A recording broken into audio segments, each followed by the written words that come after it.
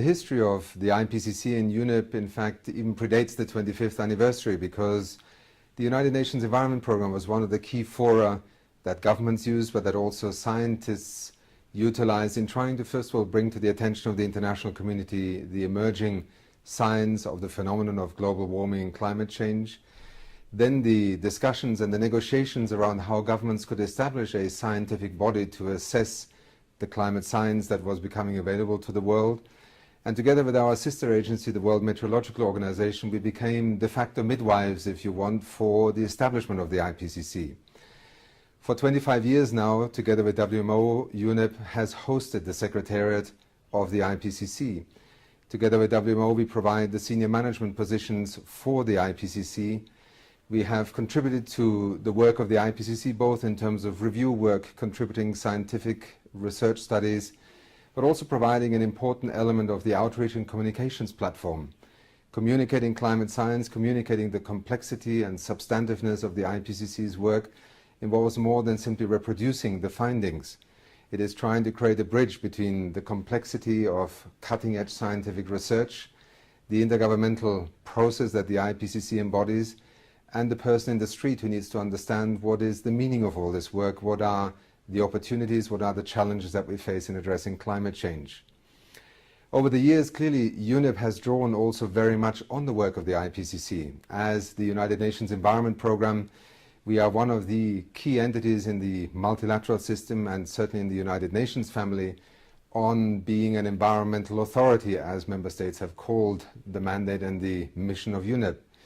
Trying to address the phenomena of global warming and climate change, both from a scientific and also planetary perspective, has very often been influenced by the way that the IPCC has been able to generate both new knowledge and understanding, but also confidence in the emerging science, and even trying to interpret the issue of uncertainty. Because one of the key things that we in UNEP do is to try and alert the international community, the community of nations, to the need to act, even in the absence of perfect knowledge. The precautionary principle is a principle that has emerged over years in addressing many environmental issues. We are still in the midst of trying to firm up not only the science of climate change in terms of what happens in the atmosphere, but perhaps the greatest challenge ahead of us is to try and understand what will be the implications here in a terrestrial sense, in our marine ecosystems, and to communities across the world, be they rural dwellers in Africa, be they the city dwellers in Central Europe or in North America, or the concentrations of populations on the Asian subcontinent.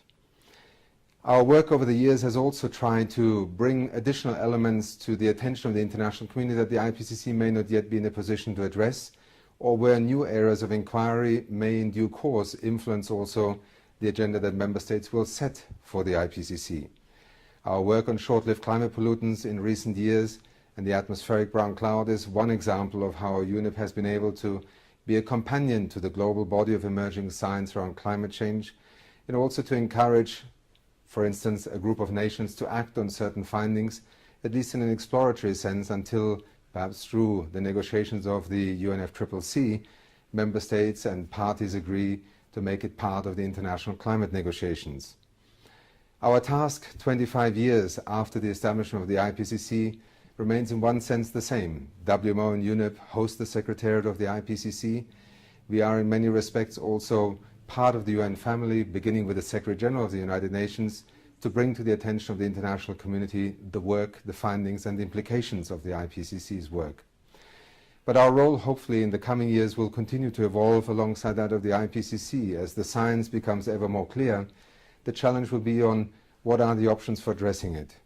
In the United Nations Environment Programme, 25 years after the establishment of the IPCC, we believe that the confidence in the mind of the public must be that, first of all, leaders across the world are able to negotiate a collective response to the phenomenon of global warming. Secondly, that it is feasible to still address the objective of staying within a 2-degree scenario. Thirdly, that it is doable both in an economic and in a developmental sense, that we do not abandon a significant part of the life as we know it today in order to achieve a climate change objective. Let me end by saying that in celebrating the 25th anniversary, I think we can be immensely proud of what we have been able to achieve through the establishment of the IPCC. The world today is seized by the topic of climate change. Despite some of the media cynicism, some of the setbacks in negotiations, it is a fact that the world is alerted to the phenomenon of global warming, that it is beginning to understand that we must transform our economies in the 21st century in order to, first of all, arrest further global warming, and secondly, prepare the world for dealing with what is now become inevitable in the sense of a future in which global warming is part of the way we must think about how we manage economies, infrastructure, agriculture, food security, and our health systems. But above all, the IPCC must remain, if you want, a touchstone amongst very diverse views, interests, and sometimes also competing interests and objectives in trying to address this challenge in a planetary context. No nation on its own can succeed in reversing climate change today. That must and will remain, I think, the reason why nations across the planet will continue to support the IPCC, its mandate, and also its mission. And that is also the commitment that we bring as the United Nations Environment Programme to the future work of the IPCC. Thank you.